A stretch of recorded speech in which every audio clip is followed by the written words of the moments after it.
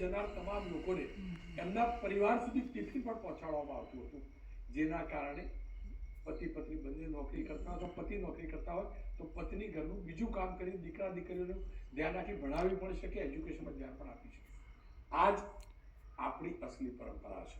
એટલે જ મસ્તનસિંહ વોરાજી મારી સાથે જોડાયા છે. આપની પાસેથી જાણવું છે કોમ્યુનિટી કિચન કોન્સેપ્ટ છે, તેનાથી કયા પ્રકારનો ફાયદો મળ્યો છે?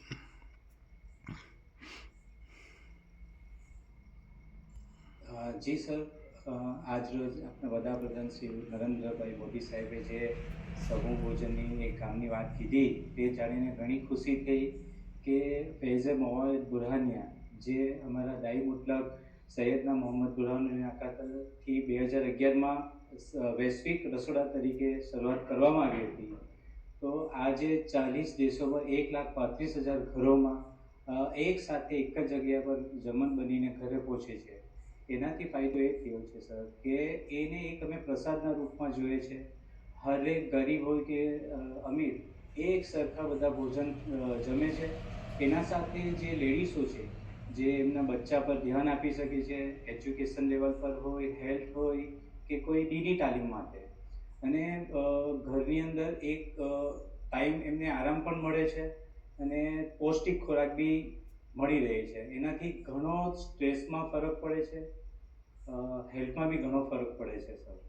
અને આ પરંપરાને નવા જનરેશને સ્વીકારી છે કે નહીં? હું એટલે કહું છું કે જો તમારા જે ટિફિનમાં આવતું હશે એ તો ઘરેલું ભોજન બનતું છે, પેલું પીઝા પાસ્તા એ બધું તો બનતું નહીં હોય, ફાસ્ટ ફૂડ વાળું પૌષ્ટિક ભોજન જ બનતું હશે, તો નવું જનરેશન સ્વીકારે છે કે નહીં?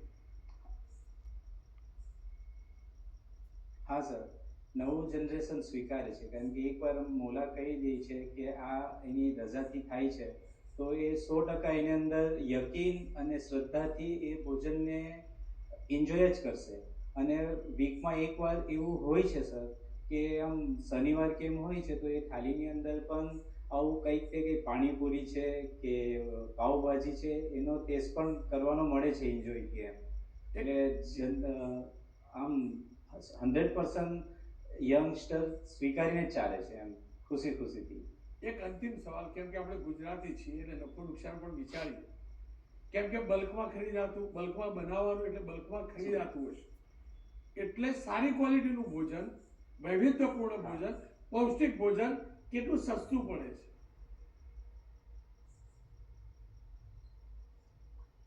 સર, પહેલી વાત તો એ છે કે એ સસ્તું તો પડે જ છે સાથે લે છે તો, ને બીજું કે એકદમ સારામાં સારું અનાજ ખરીદવામાં આવે છે.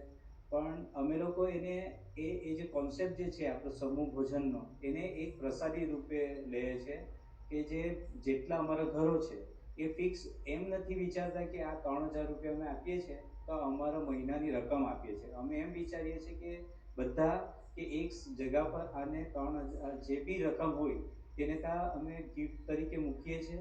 એટલે એ રકમ એક સાઈડ પર ભેગી થાય તો બધા પ્રસાદના રૂપમાં એને ઘરમાં સર્વ થતો હોય છે.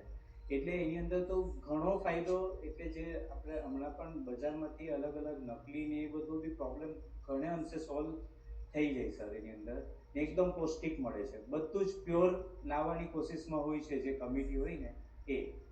આપનો ખૂબ ખૂબ આભાર, આપની કોમ્યુનિટીને પણ ખૂબ ખૂબ ધન્યવાદ. ફરી એકવાર કહીશ, સામૂહિક ભોજન એ આપણી વર્ષો જૂની પરંપરા છે, કેમ કે પહેલાં તો